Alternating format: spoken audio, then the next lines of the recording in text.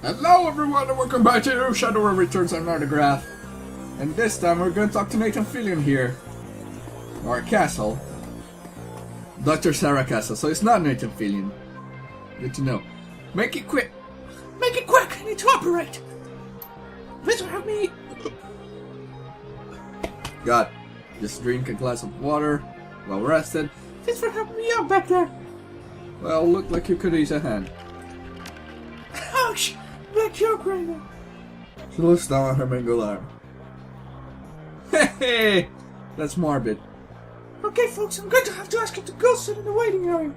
Watch some trivia or something. This young lady and I have to do so. I have work to do. Oh my eye. Oh, stop. Well, take it easy, Coyote. We'll be here when you wake up. I said anything about me going to sleep, just give me something to bite on. You're a tough kid, but you're not that tough. Okay, Coyote, let's take a look at your face. Leave it! Excuse me? Coyote! Me and this face way being stupid. I'm gonna keep it, and I'm sorry. But if I forsake it... One swift move, she sinks the syringe into Coyote's thigh. 99.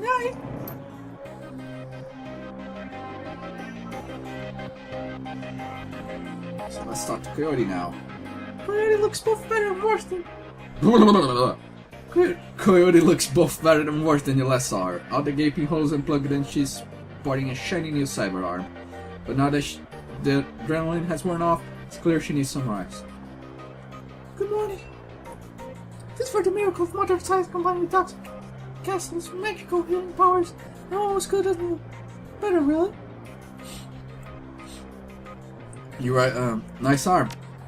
Thanks. Mr. Kubota will have me working it off for the rest of my life. She notices your expression. Look, I got something on mind. Have some questions. She flashes you up as a look. What kind of questions? About some Watts. Some what's? What about him? Sam's dead. Holy Drax, Sam! I can see I'm surprised he wasn't a downward spiral for a long time. What can I tell you? Tell me about Sam. I hear like it. Gas. Oh god, gas. Whoa, boy. You didn't hear any of it. Haha. I did. He made me laugh. No one else. I did. He made me laugh. No one else seemed to like Sam's joke, but I did. Me too. We were friends? We ran together. Got it. Guess it was the same way for me in a way. We drank together. Sam just had a way of charming me. I guess I knew him the best I've ever lived here. Sorry, he's gone. You served him the night he died. What do you remember about that night? It was pretty average night. Hard to look around as I remember someone drinking with a guy in an Armitage. Jake. Armitage? Yeah, you know him? Met him. He's a charmer too. She buys her lower lip. I like gingers. Anyway, Jake had said we're having a few. Well, Jake was having a few, so almost tossed him back, but good. Eventually he got loud. The way sometimes did when he missed drinking and who knows what. And Mr. Kubota wanted to reject it. Mr. Clue wasn't around, came in why, so she asked Jake to do the honors. Jake dragged him out and back into the alley, and that's the last time he saw Sam. You said he got loud. Do you remember what he was saying? She thinks. Standard Drac. How he grew up rich and didn't deserve this. I hated his mother. I loved his mother. It was pretty protective stuff. Does he have any enemies? She thinks. Enemies, that's hard to say. Sam party hard, and when he did, he ran his mouth off pretty good. Got his ass kicked more than one occasion. But no, I don't think he had any enemies, at least none that I'm aware of. Where does Sam live? On the streets mostly. He took us and convinced someone to let him flop on the couch. But he always overstays his welcome and get kicked out after a few days. Sometimes I sneak him down here so he could crack in one of the bunks. He was one of the night. One the night before I saw him last. How bad was his drinking? If it was just a drinking, you would have been bad, but Sam wasn't the monogamous type. Dip on everything, booze, cheats, drugs, loved the nitro, whatever could get his hands on. It wasn't always like that, but once he got sick, he started using more and more stuff to try and forget about it. Sam was sick? Dying, didn't you know? Yeah, everyone could tell. You could just look at him and see he was a walking corpse. Had to big drinking. He disappeared for a while, and one day he came back all better. Look at him. Well, hard to imagine. He said his mouth happened now. Never said how though. Thanks, Coyote. I need you to do something for me. What do you need, babe? Oh my god. I need you to talk to Miss Delilah for me about the railroad. He's usually upstairs. Tell them I didn't get the gems. Maybe I can make another run while I recover. I will. Well, we did get the gems and Paco will go upstairs. But we need to investigate Sin's bunker. And right beside him is the stash. In case you have anything in your stash, you can grab it there or leave it there. The bunker's a massive rich suppose. Searching through the sheets, blankets and pillows, you find an old photograph that has a lot to learn.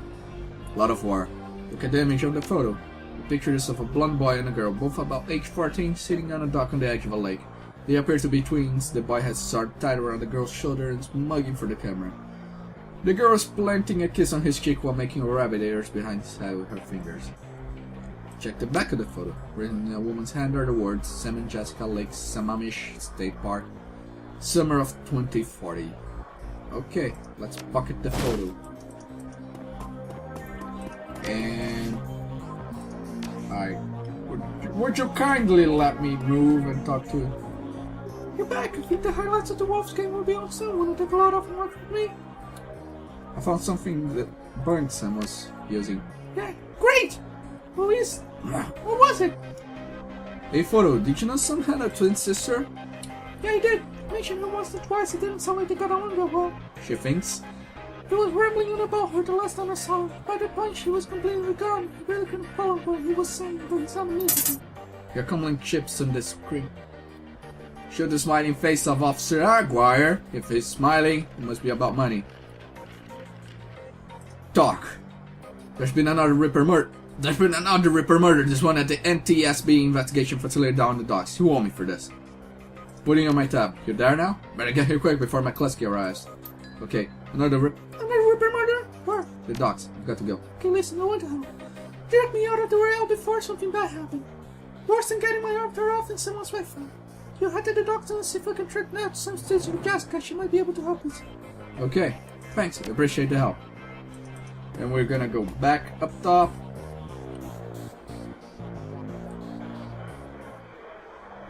And we're gonna talk to Mr. Delilah. This guy. Mr. Delilah looks small and tough, with an untraceable shoddy on his back and a heavy vest under his trench coat. He got there as someone who gets things done and occasionally does them himself. He might be an ex-runner, one of the rare ones smart enough to move over to management when he felt his reflexes slowing down.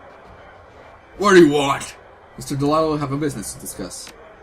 What business? I got no business with you. We're with Coyote. She's indisposed at the moment. The mention of Coyote he finally gives his full attention. What did you say? Why didn't you say so? Coyote's late and my client getting anxious. Where is she? Downstairs, trying on a new arm. Your run went south for her. No kidding. Well, whatever. She's tough. She'll pull through. So, who are you two? The guys that got your goods. What difference does it make? Don't make no difference to me. Where's the stones? Give him all the stones. You could give him all the stones except the ruined ones. But I'm a nice guy, so I'll give him this. In an instant, there's a jeweler's scope on his eye. Moving quickly through what appears to be the most valuable stones, he stops when he finds what appears to be an ordinary pebble inscribed with Hebrew characters. That's the one. He pops it. Okay, you're doing good, but surely, Coyote knows that in this case, late equals no pain. But I'm feeling magnanimous tonight, so you guys can keep the rest of the gems as your reward. Deal. Sir Delilah looks you up and down, take you all in. Listen, you look like the sort of man who might run a crew of your own one day. We need a little talent. When that happens, when you come to me. I'll set you up. He dismisses you with a wave. Looks like you impress him. I no offense for your champs. Van Gas. Follow me. Well, Van Gas, huh? Let's talk to Van Gas, the dwarf we talked to earlier. Van Gas is fiddling with his cyber eye while nodding at his PDA. You're back! Still busy, what's your story? We have some pretty things to sell. You want to see them? I have a fondness for pretty things. Let me see. You hear that servos in Van Grass. I knew it was Van Grass. When they said Van Gas, I thought it was strange. Typos. Van Grass cyber eye whir as a magnifying glass slips into position. He bent his head over the stones for a second, maybe less. Where did you get this rack? A gumball machine. I'll give you 1,000 for them. Well, if you had a lot of charisma, or a lot of strength, or academic, we could probably get a little more, but let's just accept what he gives us. And now we need to go to the NTSB warehouse. Let's go. We can't hire anyone for this. This is not a normal run, so here we are at the docks.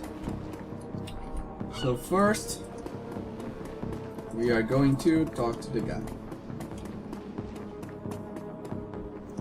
The guard looks bored. He toys with his guns absent-mindedly, like he might shoot something up on the wing just to watch it die. Wow, he's trading cash. Hey, you're about to trespass on corporate property. You're looking to get dusted, street scum? Well, if you don't have etiquette security, you won't be able to get in. If you, I'll use my etiquette security and then explain to you. Officer Aguirre called me in. This me to rule out if the killer bypassed security, or if they were let in. Oh, of course, I'll open the gate. Aguirre's just inside the warehouse. Definitely no holes in our security here. Tip-top shape. Okay. As you can see, I got in pretty easily, but if you don't, you can talk to this prostitute right here and tell her to distract the guy. Then you can come over here, grab this ladder, and then jump over by clicking over here. Okay? That's how you get in if you don't have etiquette security. But I do, so I'm just gonna grab some grenades that I'll sell later probably. Over here. Helicopter. A Shady concussion grenade and a phosphorus grenade that I'll probably sell later. Now we are about to transition.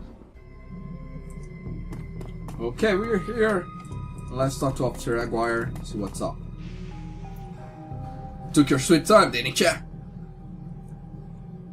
You know the traffic these days. Fill me in. We had time to go over the evidence while we were en route. Turns out this might not be the Ripper murder after all. I left the computer on in the office over there if you want to see for yourself. The victim worked here at NTSB warehouse as a black box researcher. NTSB, National Transportation Safety Board. This warehouse is used to go over the worksheets for a plane crash and to try to determine what happened. The Vic was in charge of the highest priority investigation at the moment. Gone through the victim's computer and his case notes indicate he was selling secrets. Idiot kept records.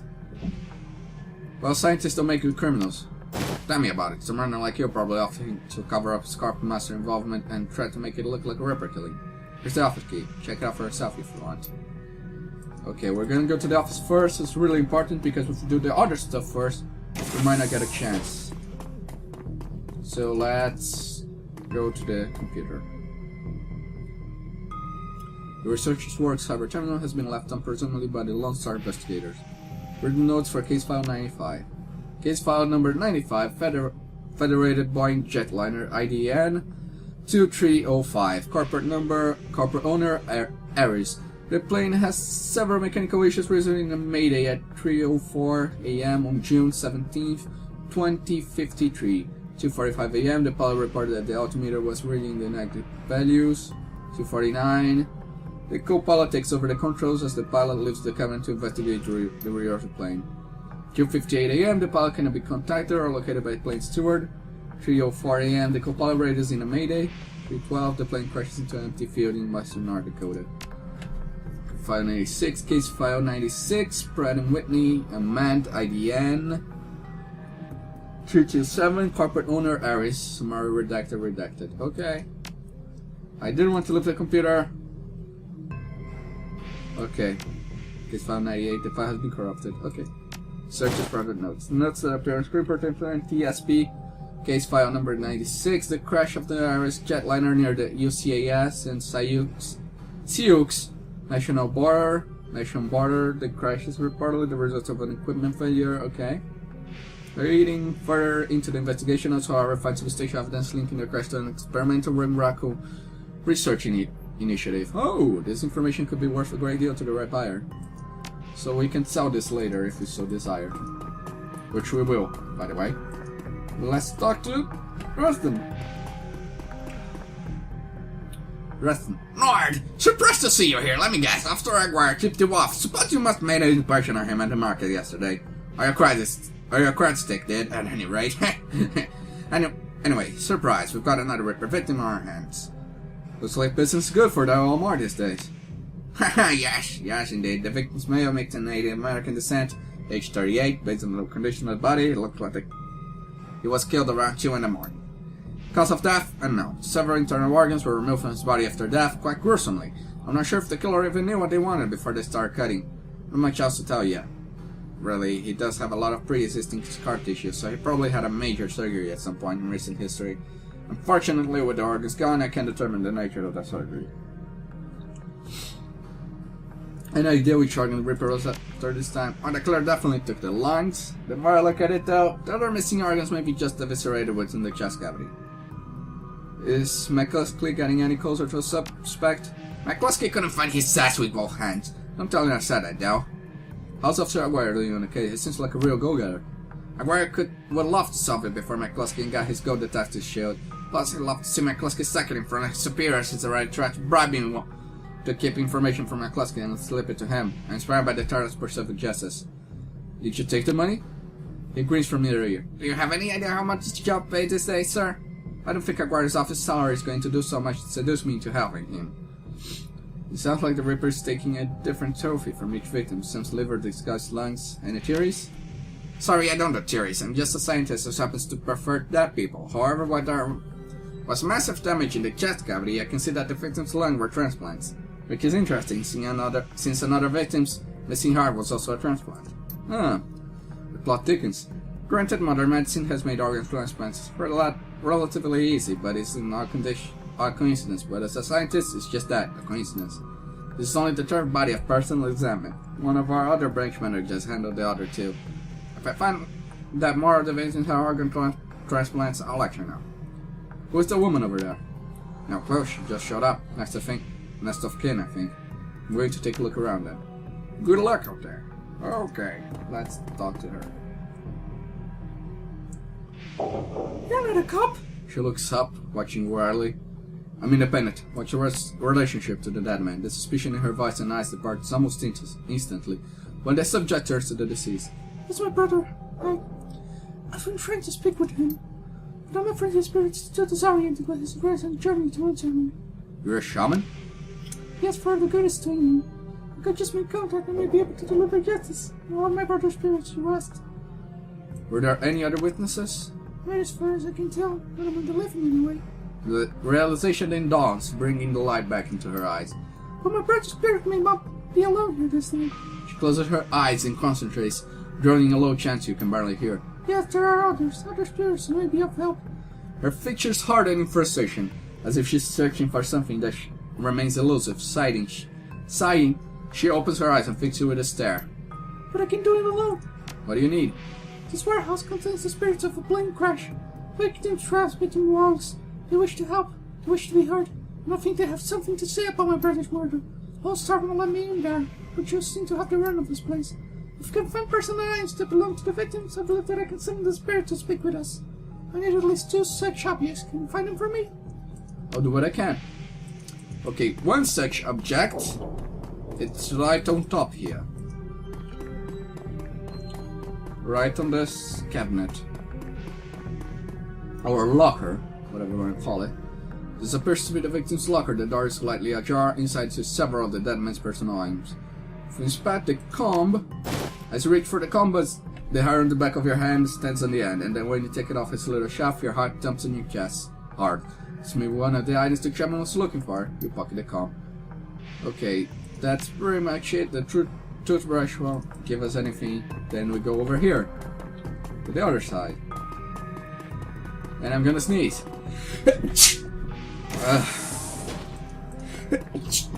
Oh god. Always fun. Let's look over here then. Pile of whatever.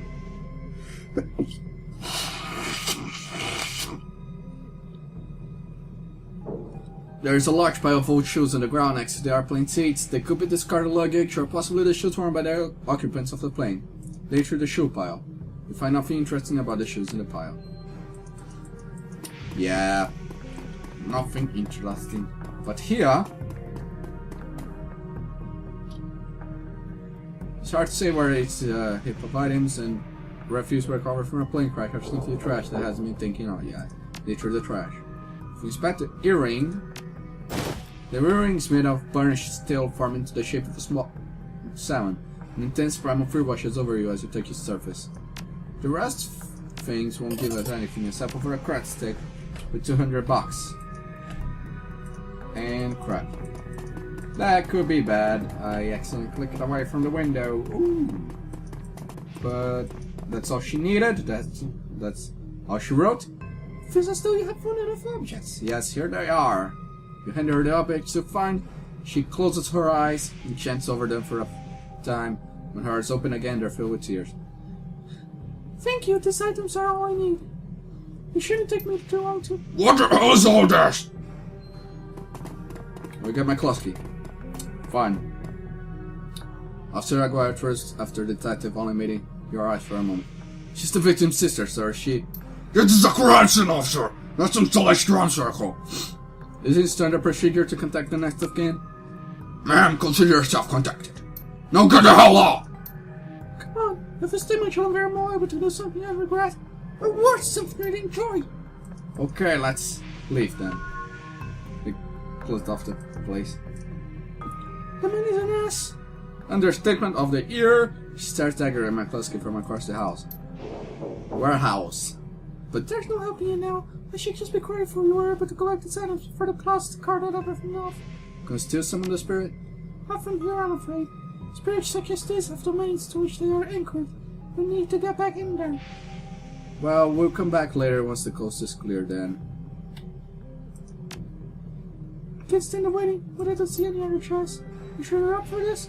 Maybe a rabbit hole, but I have to get to the bottom of it. Whatever reasons, I thank you.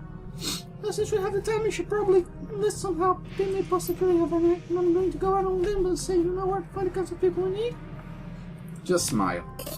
Good. I'll put up the money. You find the bodies.